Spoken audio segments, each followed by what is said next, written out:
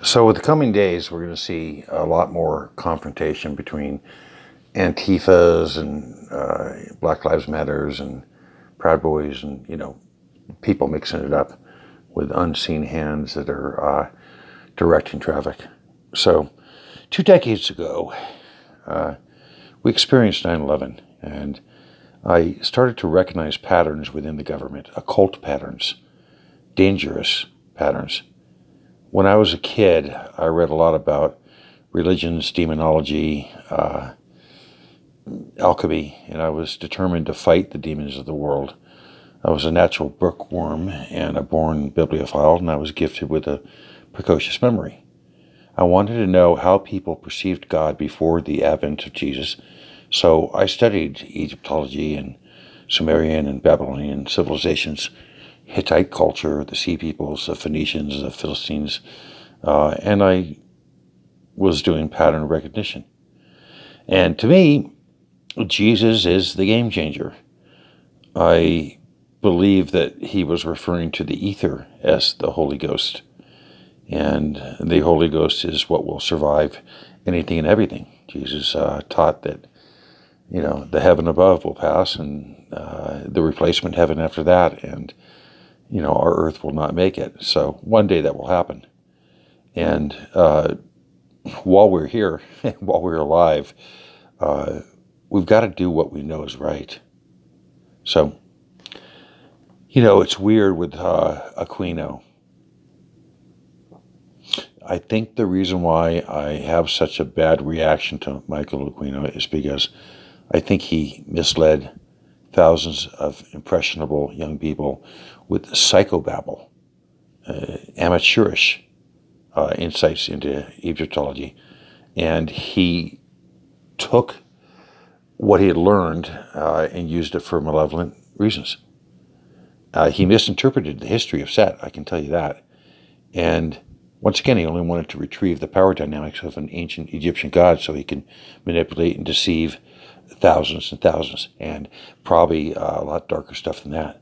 I watched an interview that Sean Stone did with Michael Aquino, and just so you know, Sean's my friend.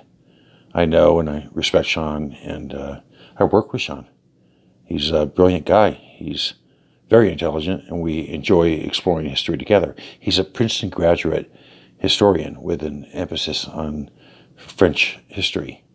And when he interviewed Aquino, he was polite but skeptical. And Aquino did his usual dodge, which is if you're not in front of a disciple and you're in front of a scrutinous interviewer, you dodge. You avoid things. You're not direct. And I experienced that personally with Michael Aquino. I didn't have a lot of respect for his surface insights into Egyptology. This is a very old culture. The mammoths were still roaming around when the pyramids were built, and this was a very sophisticated culture. I don't believe a lot of the horse shit that you see in books on Egypt. I think it was far more complex. I think that the pyramids were music temples. And I think that they were able to divine some interesting things. But I also think there was a lot of evil. And, once again, the summoning of demons, that's dangerous stuff. I've never summoned a demon in my life. I never would. You know why? Because that is scary, straight up. So, as much as I can't stand evil, and I see a veil of evil over a whole bunch of people right now, and I think you guys see it too. You're noticing that people that you thought were in the light, in the good light, the ether light, the good, soft, blue, glowing Holy Ghost light, they've gone to the dark side, as they say in Hollywood. And so I see that. And the best way forward is to keep our wits about us, to be, as Jesus said, as innocent as doves and as cunning is snakes. And he didn't mean engage like a serpent. He said, you need to be able to recognize their patterns. That's what he was really saying. So, at least my interpretation, that's that. Aquino had a little saying. He said, become. And if you've read his memoirs on the Temple of Set and, Mind War and all the other stuff, you see he was a master manipulator. And this guy had 40 years of service to the U.S. government. And you start to factor in Jack Parsons. You start to factor in the influence that Crowley had on our government. And you start to wonder how many governments are seeped in this black magic shit. That's what it is. It's black magic shit. It's bad news. I think that's why I had the reaction that I did to Aquino, which is just, polar opposites. This guy was, trying to throw kryptonite my way. So I remember I didn't know anything much about Aquino prior to 2019. I remembered hearing the name and hearing that he was associated with murders in the Presidio. And the deeper that I go and study this guy, the more convinced I am that he was part of a huge operation that conducted spree killings, expansion of cults, all sorts of pretty wicked things against the citizens of California.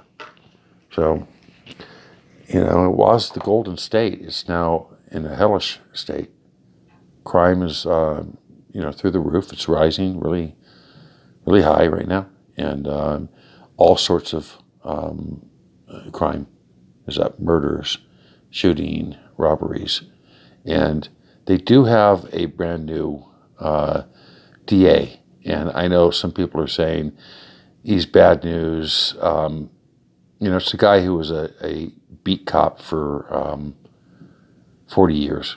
And so he's seen everything. If he was a beat cop in LA, he's seen everything. And what he's saying right now is actually a good message. He's saying, look, it doesn't matter if you're rich or poor. The poor have the same voice as the rich. And that's been the problem with civil and criminal courts, that if you're poor, they're going to, whack you around. And we all know that money buys justice. So this new district attorney, George Gascon, assumed office, or I think, last week he assumed office, and he beat out an 8-year incumbent. And so he took away the practice of cash bail, and he wants to get rid of capital punishment. Now, I'm actually for capital punishment because I think some of these bastards need to be put down.